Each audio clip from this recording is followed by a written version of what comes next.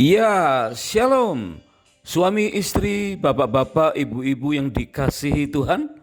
Pada episode kali ini kita akan belajar tentang salah satu dari 7 gereja sekota pada kitab Wahyu. Yang kita tahu bahwa 7 gereja yang tercatat dalam kitab Wahyu itu sekarang posisinya ada di negara Turki masa kini, yaitu Turki modern. Dan kita tahu 7 gereja itu atau 7 kota itu berkembang dengan berbagai macam gereja-gereja besar dengan jenis-jenis pelayanan yang sangat luar biasa. Namun ketujuh-tujuhnya ya, kota itu akhirnya runtuh, dan kita tahu ada banyak bekas-bekas puing-puing dari peninggalan arkeologi yang diyakini sebagai bekas dari 7 kota besar, yang padahal sesungguhnya masing-masing kota itu terdiri dari berbagai macam gereja-gereja besar yang bertumbuh dengan pesat. Namun satu demi satu setelah akhirnya Tuhan memberikan pertimbangan-pertimbangan dan kemudian saran atau nasihat, dan mereka tidak menanggapinya, maka satu demi satu kota itu runtuh dan sekarang tinggal puing-puingnya.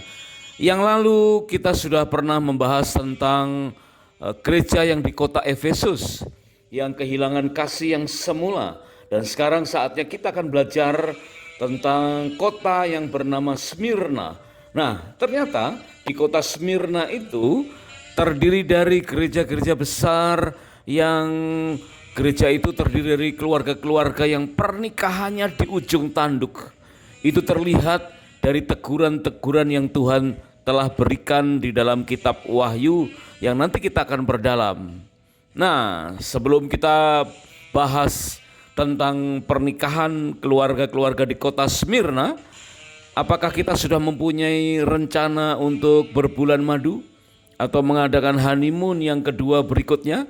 Nah, saat-saat semacam itulah sebagai saat yang tepat untuk kita belajar dari kesalahan. Tentu kita harus matchingkan hati kita harus atur posisi hati kita dengan saling rendah hati. Banyak berbincang, berduaan saja. Ya, berduaan saja bersama dengan pasangan, sehingga kita bisa mempelajari dan mengambil hikmah dari pelajaran ini, yaitu pernikahan Smyrna di ujung tanduk. Apabila ada kesaksian, pendapat, pertanyaan, atau hal-hal yang ingin di-sharingkan tentang tema ini, silakan Bapak Ibu semua untuk menuliskannya di kolom komentar supaya bisa menjadi pelajaran dan berkat bagi kita semua. Nah, khusus untuk episode kali ini, pernikahan di Smyrna, pernikahan yang di ujung tanduk, pernikahan yang tidak boleh khawatir terhadap penderitaan yang akan dialaminya. Karena jika terpeleset sedikit saja atau khawatir sedikit saja, maka mereka akan jatuh dan binasa. Betapa bahayanya keadaan pernikahan di kota Smyrna, dan biarlah kita terhindar dari situasi seperti itu. Yuk kita mulai pembahasan kita. Kembali kita mengacu pada Ulangan pasal yang ke-24 ayat yang kelima. Firman Tuhan kita bisa cuplik bahwa dikatakan, apabila seseorang baru saja menikah, maka jangan dibebankan oleh banyak hal, baik itu peperangan maupun pekerjaan rumah tangga selama 1 tahun lamanya. Nah, kita sudah belajar mengapa Tuhan memprioritaskan waktu yang begitu panjang untuk honeymoon, untuk mengadakan bulan madu selama 1 tahun dengan prinsip untuk saling menyukakan pasangan. Dan ternyata menyukakan pasangan itu berarti saling memahami apa saja yang bakal menjadi pemicu kekhawatiran dari pasangan kita. Nah, 1 tahun belajar memahami hal-hal apa saja yang menjadi faktor kekhawatiran pasangan kita, sehingga kita mempunyai insting, mempunyai feeling, mempunyai kepekaan, ya, mempunyai kehati-hatian supaya kita bisa mengatasi kekhawatiran-kekhawatiran itu, sehingga kita tidak terjatuh dalam dosa yang sama yang dialami oleh rumah tangga yang ada di kota Smyrna di dalam di negeri Turki modern saat ini. Kita menjadi sensitif terhadap hal-hal yang bakal menyebabkan pasangan khawatir dan berpotensi untuk jatuh dalam dosa. Di dalam Wahyu pasal yang kedua, ayat yang ke-8 sampai dengan ayat yang ke-10, pesan firman Tuhan spesifik, khas untuk kota Smyrna. Dan kota Smyrna itu terdiri di gereja-gereja dan keluarga-keluarga yang ada di dalamnya mendapatkan teguran oleh Tuhan. Dikatakan begini, jangan takut. Atau nanti kita akan pelajari bahwa jangan khawatir terhadap apa yang harus engkau derita. Berarti dari kalimat ini saja kita bisa dapat pastikan bahwa dalam pernikahan kita seringkali tidak mulus, ya, seringkali tidak baik-baik saja. Ada kalanya ada penderitaan, ada persoalan, dan itu wajar, itu normal, itu secara alamiah. Karena pernikahan terdiri dari dua pribadi yang mempunyai latar belakang yang berbeda, sehingga banyak potensi untuk salah paham, potensi untuk mengalami konflik, sehingga banyak menimbulkan penderitaan. Tetapi seringkali saudara, penderitaan itu memang dipakai oleh Tuhan untuk meningkatkan kualitas atau otot-otot rohani kita. Sebab itu Tuhan berkata, jangan takut, jangan khawatir terhadap apa yang harus engkau derita. Meskipun dikatakan iblis akan melemparkan beberapa orang dari antaramu, ya, di dalam keluarga-keluarga di kota Smyrna itu, dilemparkan ke dalam penjara supaya kamu dicobai dan kamu akan beroleh kesusahan selama 10 hari. Nah, ternyata adanya penderitaan, adanya rekan-rekan kita yang tersangkut kasus, harus masuk penjara, mengalami persoalan, itu adalah suatu hal yang real, yang bisa saja kapan saja terjadi. Seperti halnya waktu kita mengalami pandemi yang lalu, siapa ngira semua dari kita mengalami bersama-sama. Dan itulah yang sampai saat ini bisa saja terjadi kapanpun. Masa honeymoon kita harus adakan sebagai waktu yang spesial. Bulan madu kedua adalah sesuatu yang harus kita persiapkan dengan hati yang terbuka untuk berkesempatan menguliti kelemahan dalam berumah tangga, kelalaian pola bergereja sebagai keluarga rohani, dan menegur kesalahan di dunia kerja. Jadi benar-benar sarana untuk melakukan introspeksi, dan haruslah kita rela belajar dari kesalahan. Makna pesan Tuhan kepada 7 gereja beberapa perikop yang lalu, beberapa kali kita akan mendapatkan contoh penyingkapan dan teguran, sehingga kita harus siap belajar dari kesalahan. Beberapa kali Tuhan mengatakan, siapa bertelinga, hendaklah ia mendengarkan apa yang dikatakan Roh kepada jemaat-jemaat. Jadi di sini Tuhan inginkan supaya kita bukan sekedar mempunyai telinga, ya, tetapi bertelinga dengan mendengarkan, bukan sekedar mendengar, ya, tetapi mendengarkan apa yang dikatakan Roh kepada jemaat-jemaat. Keadaan-keadaan pasangan saat ini sepertinya akan ada banyak kesulitan dalam membedakan antara kesanggupan memenuhi kebutuhan hidup kita sendiri atau memahami keinginan Tuhan. Inilah dilema yang seringkali dialami oleh banyak rumah tangga, yaitu kesulitan membedakan antara memenuhi kebutuhan hidup kita sendiri dengan memahami keinginan Tuhan. Banyak di antara pasangan di zaman ini yang akhirnya mengejar apa yang salah. Mengapa demikian? Karena dipicu mudahnya khawatir terhadap banyak hal. Sedikit-sedikit khawatir, ada banyak tantangan khawatir. Apalagi setelah sekian lama ada dalam segala keterbatasan akibat pandemi, akibat krisis moneter, krisis global, maka begitu nampak ada kesempatan untuk berkarir, biasanya segera saja berfokus untuk menunjukkan kesanggupan dalam memenuhi kebutuhan rumah tangga. Tapi sayangnya melalaikan untuk memahami keinginan Tuhan. Nah, apakah situasi normal sebelum pandemi juga sedemikian dan terulang pada saat sekarang selesai pandemi? Fakta masa lalu menunjukkan bahwa banyak dari kita yang ternyata bukan berhasil dalam memenuhi kebutuhan keluarganya, dan bukan saja melalaikan untuk memahami keinginan Tuhan, tetapi justru tampak sangat terobsesi untuk memenuhi keinginan duniawinya sendiri. Sehingga banyak yang terjerumus kepada egoisme pribadi demi keinginan duniawinya karena dipicu mudahnya khawatir terhadap banyak hal. Sehingga jauh dari memahami keinginan Tuhan.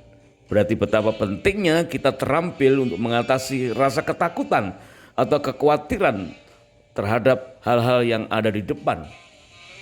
Sebenarnya inilah yang menjadi kendala kita. Tidak mampu membedakan antara memenuhi kebutuhan dan memahami keinginan Tuhan. Tidak sanggup membedakan kedua hal tersebut sehingga mendapat celaan dari Tuhan. Demikianlah yang terjadi bagi gereja-gereja sekota ya di kota Smyrna.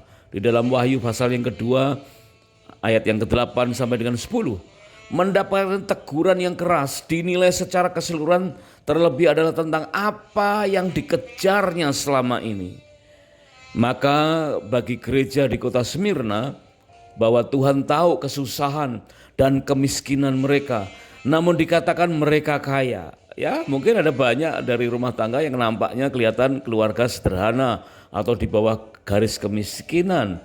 Padahal Tuhan melihat sesungguhnya mereka kaya. Maka Tuhan menguatkan mereka dengan mengatakan, jangan takut atau jangan khawatir terhadap apa yang harus engkau derita. Hendaklah engkau setia sampai mati dan aku akan mengaruniakan kepadamu mahkota kehidupan. Khusus tentang Smyrna. Wah, luar biasa ini. Kita kalau belajar tentang arti kata Smyrna ya. Arti kata Smyrna itu berarti bitterness atau kepahitan. Dan mir yaitu an ointment associated with death yang berarti mur sebagai salep yang berhubungan dengan kematian. Sebab itu hal ini perlu kita perdalam. Jangan sampai kita terpeleset sedikit saja, khawatir sedikit saja sehingga jatuh. Pesan khusus, jangan takut, jangan khawatir terhadap apa yang harus perhatikan, harus engkau derita. Karena serupa dengan Kristus berarti rela menanggung salib kita masing-masing. Dan khusus tentang Smyrna, bitterness, ada kepahitan, ada kekecewaan yang membuat ada banyak rumah tangga yang akhirnya jatuh karena rasa khawatir menguasai mereka. Takut menderita. Sehingga kata Smyrna, bitterness atau kepahitan dan mir, khawatir, ini sangat mencolok dalam kehidupan rumah tangga di gereja-gereja meskipun gereja besar di kota Smyrna. Nah, perikop ini sungguh-sungguh kita harus memperdalam ya, bahwa jangan kita khawatir ya, jangan kita takut terhadap apa yang harus kita derita atau perjuangan atau persoalan yang harus kita hadapi. Jangan takut, jangan khawatir terhadap hal-hal apapun di depan kita yang memang harus yang menjadi bagian kita untuk kita upayakan dengan effort yang lebih besar daripada yang lalu. Meskipun pandemi sudah berlalu, tetapi ada effort, ada perjuangan yang harus kita kerjakan. Jangan takut, jangan khawatir. Di dunia internasional dikenal istilah Happy IDF, yaitu Happy International Day of Families.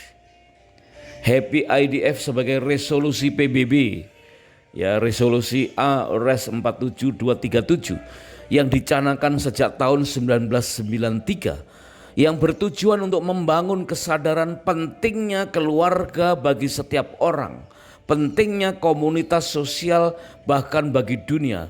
Tema setiap tahun berkisar tentang keluarga yang bahagia. Misalnya saja Families and New Technologies di tahun 2021 ya.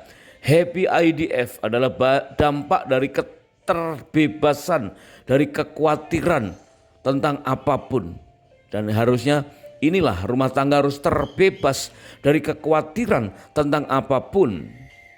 Maka diharapkan bagi keluarga-keluarga para millennials yang lahir antara 1981 sampai 1995 membangun pernikahan dan keluarganya tanpa rasa khawatir. Dan dengan ketetapan hati dan seisi rumah terus beribadah kepada Tuhan. Sebagaimana dalam Yosua pasal yang ke-24 ayat yang ke-15b. Nah, dalam kenyataannya kekhawatiran adalah kejengkelan pribadi terhadap Tuhan. Nah, ini sesuatu yang mungkin baru kita dengar ya. Terjadi karena sesuatu yang terus berlanjut dalam kehidupan dan kita merasa tidak dapat mengendalikannya. Nah, bagaimana kita bisa merumuskan hal demikian secara sederhana? Mari kita lihat bagan berikut ini ya. Apakah kita punya masalah? Ada dua kemungkinan ya. Ya atau tidak.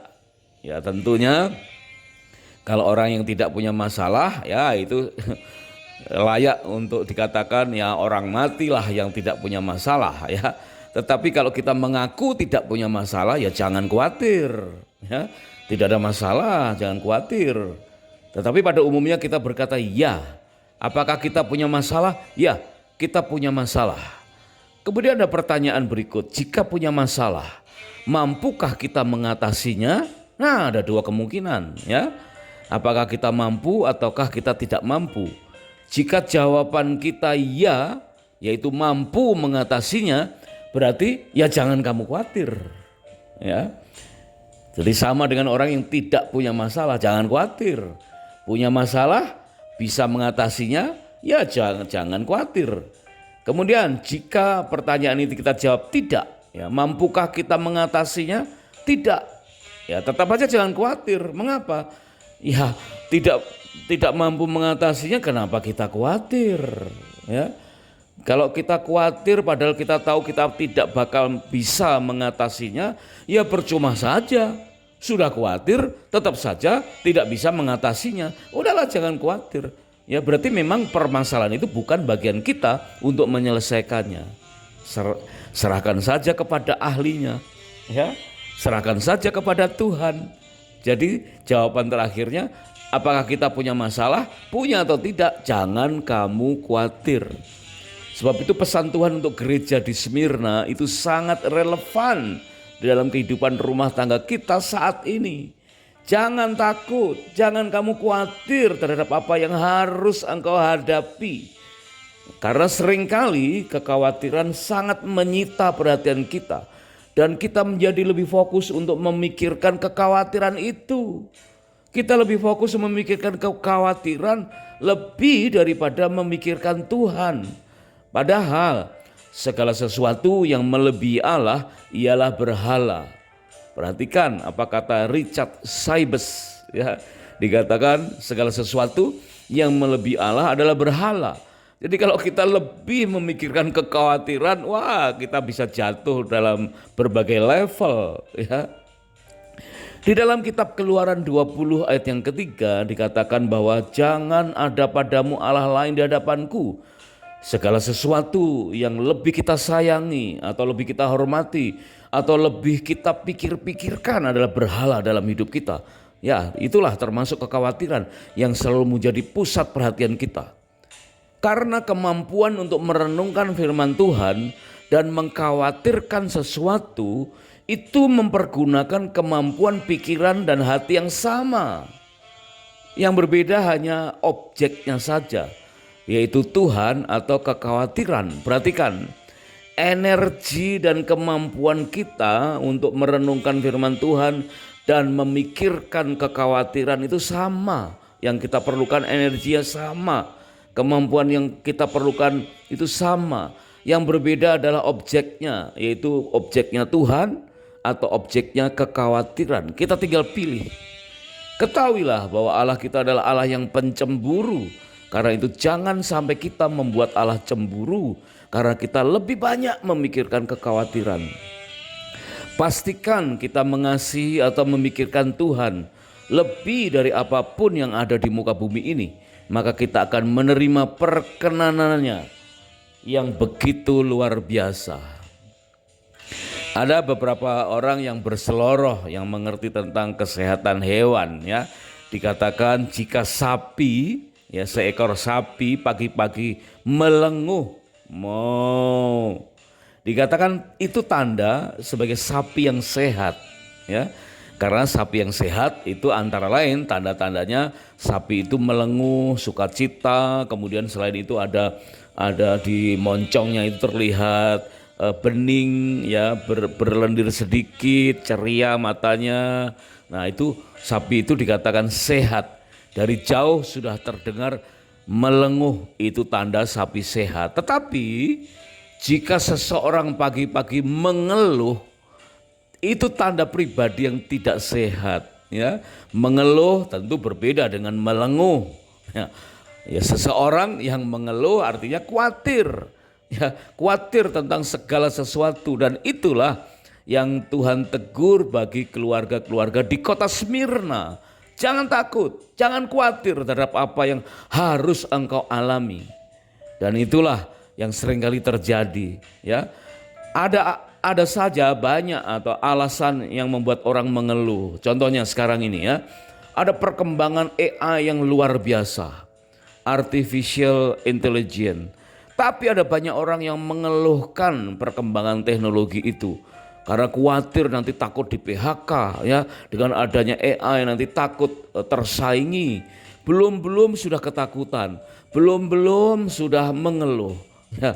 Jadi kita harus tahu bahwa bukan lagi kita mementingkan posisi atau jabatan dengan berbagai kekhawatiran sebagai satu-satunya tujuan akhir. AI tidak perlu kita khawatirkan.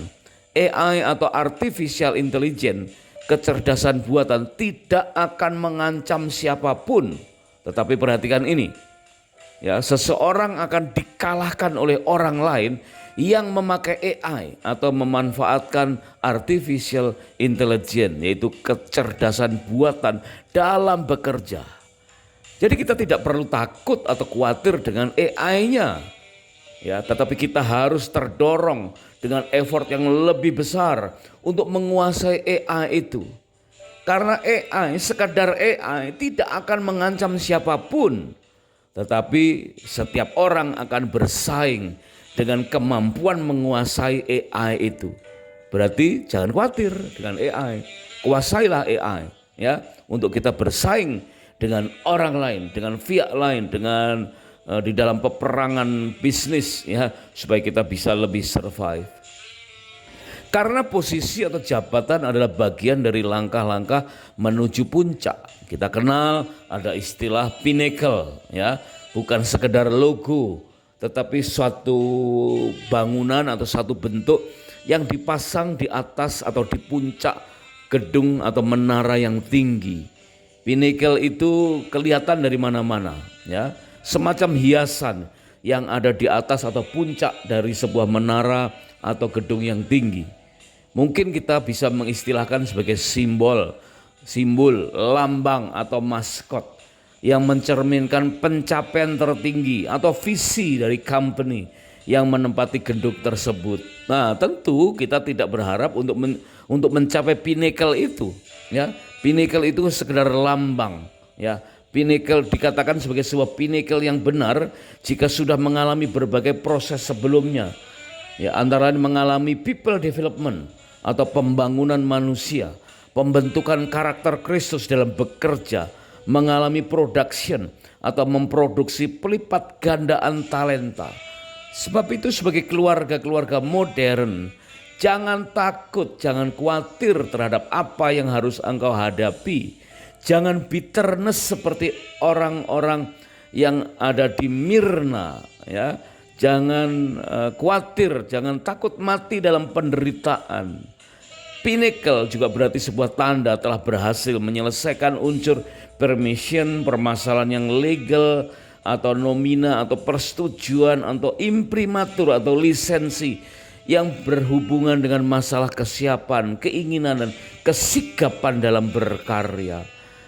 Pinnacle bukan tujuan. Posisi memungkinkan pinnacle tercapai meskipun bukan tujuan utama. Melalui posisi kita, melalui fungsi kita, kita bisa menuju pinnacle.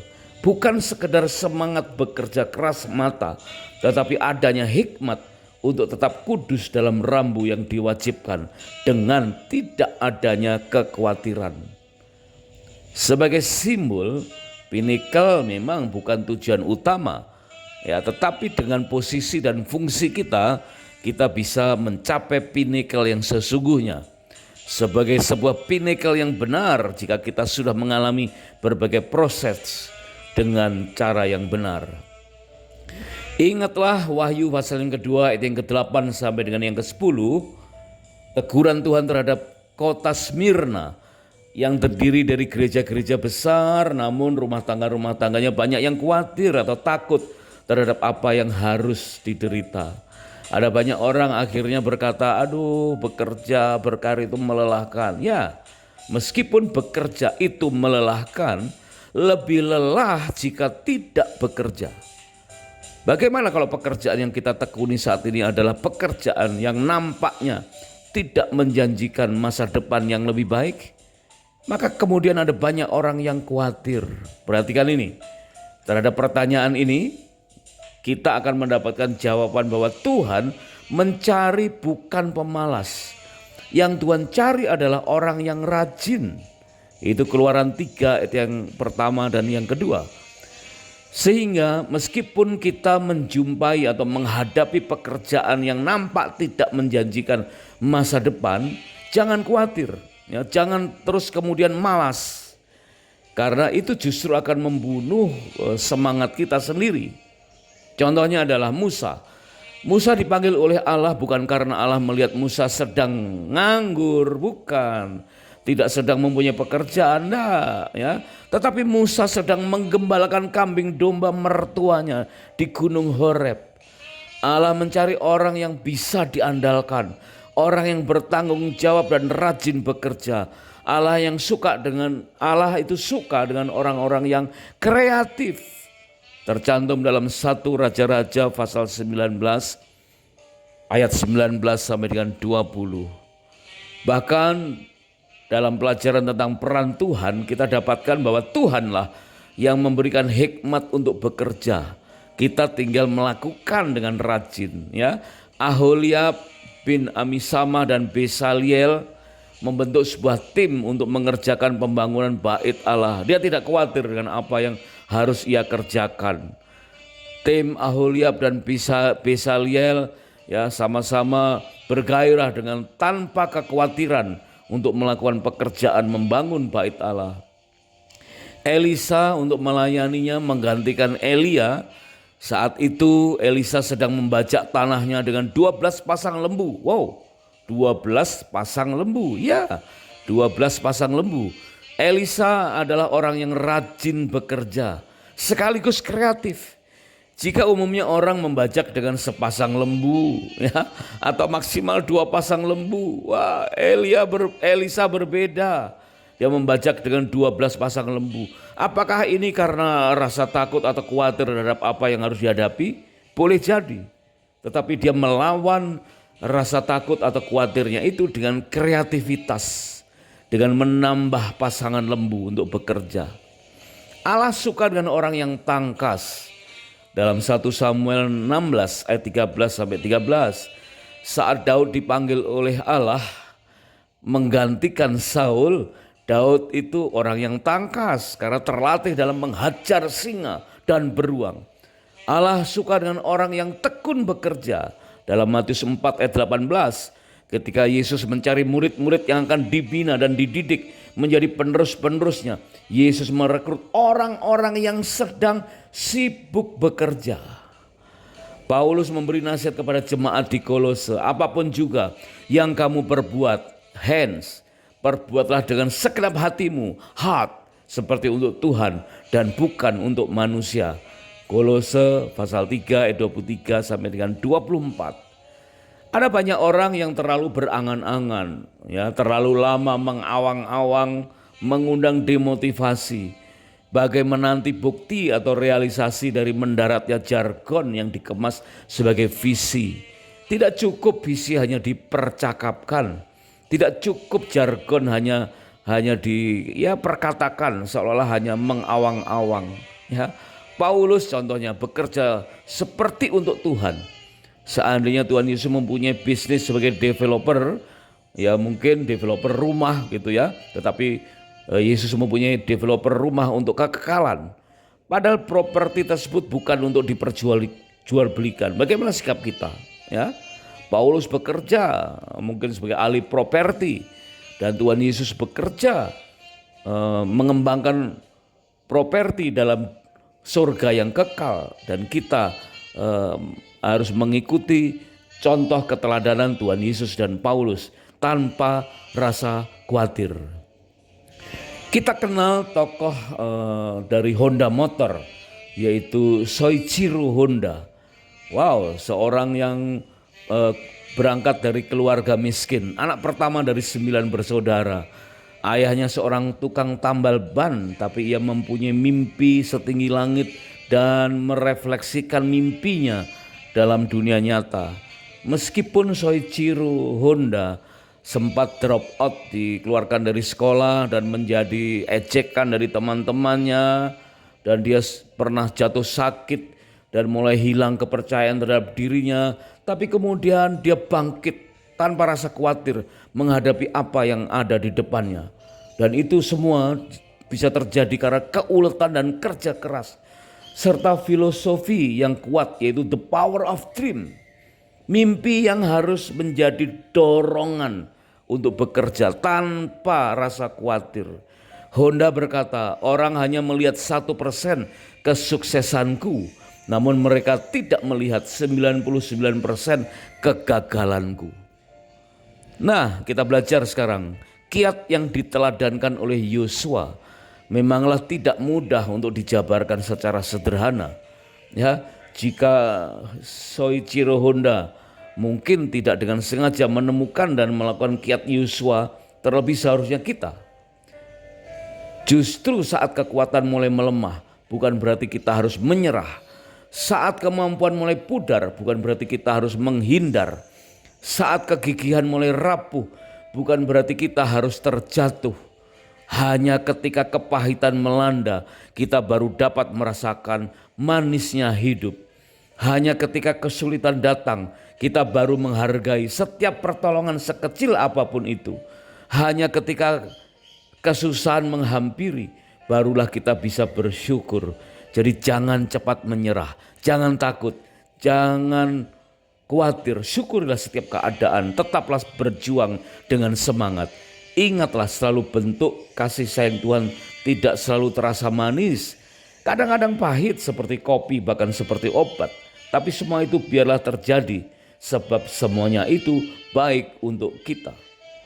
Disinilah peran 99% proses kehidupan yang penuh dengan tantangan. Hasilkanlah progres yang nyata dan taatilah prokes.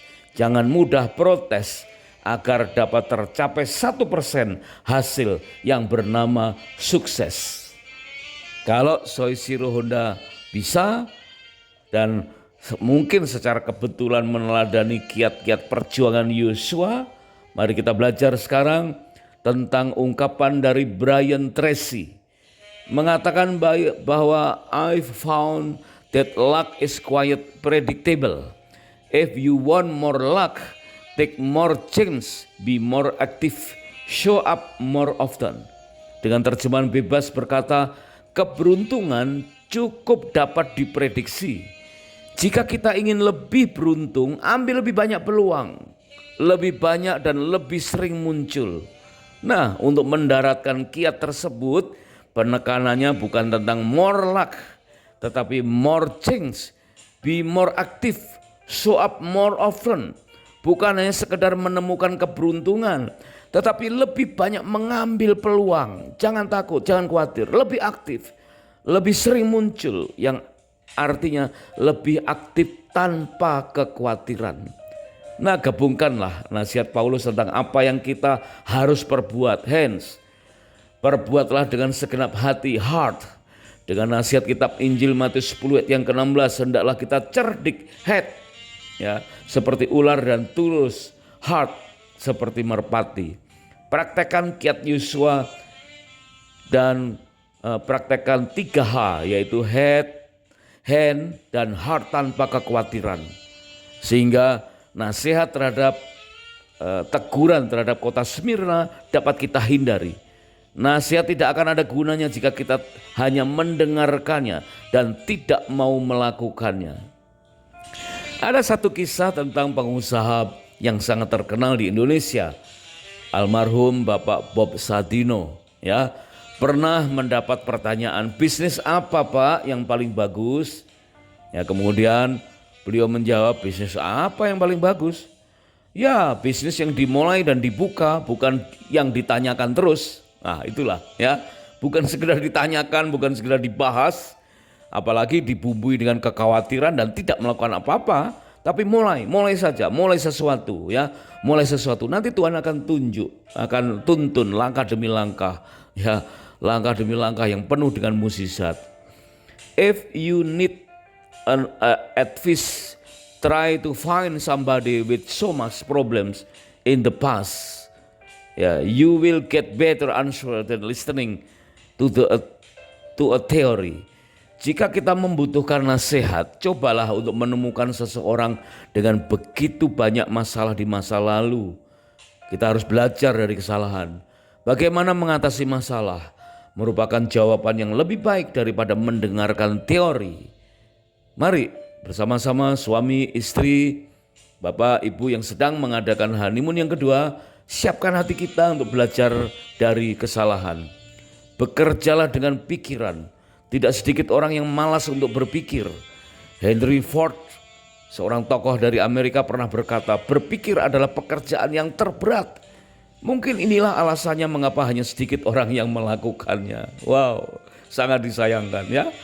Wahyu pasal yang kedua, teguran bagi Smyrna ayat yang ke-8 sampai 10. Jangan takut, jangan khawatir terhadap apa yang harus engkau derita. Jangan trauma. Jangan kemudian kepahitan masa lalu menjadikan rem dalam perjuangan kita. Amsal pasal 24 ayat yang ke-16 berkata, janganlah ingat-ingat hal-hal yang dahulu, baik itu keberhasilan yang akan membuat kita sombong ataupun kegagalan yang membuat kita depresi. Masa lalu jangan menguasai ingatan kita. Yesaya 43 ayat yang ke-18.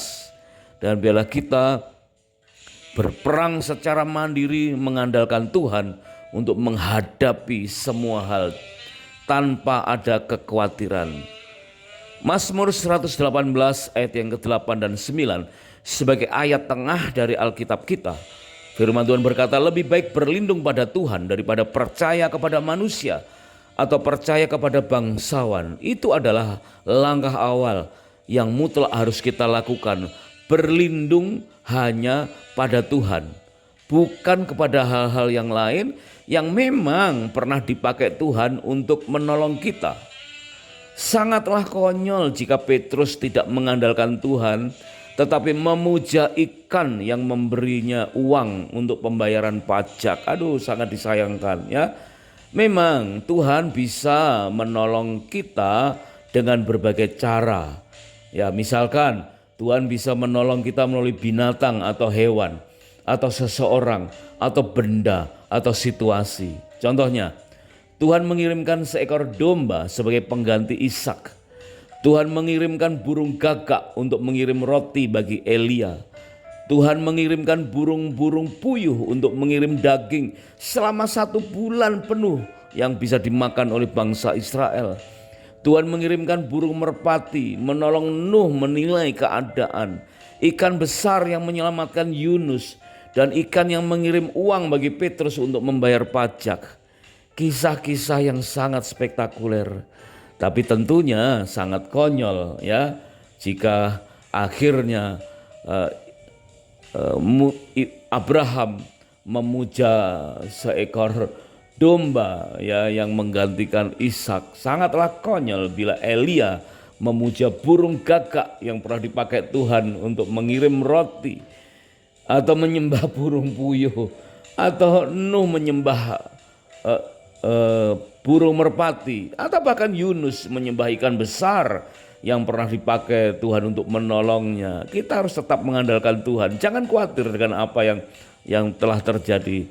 Ya, justru saat ini kita harus menguji hati kita untuk tetap mengandalkan kepada Tuhan saja.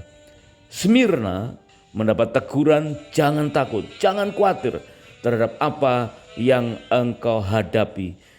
Dan apa yang kita hadapi merupakan kendala-kendala yang antara lain kita menghadapi berbagai perubahan dalam diri pribadi. Perubahan adalah hal yang biasa terjadi dan bisa terjadi kapan saja. Tidak perlu dikhawatirkan. Perubahan apapun ya, itu sama akan terjadi silih berganti. Sehingga Tuhan sangat peduli dengan hati kita sebagaimana kota Smyrna. Jangan takut, jangan khawatir terhadap apa yang harus engkau derita.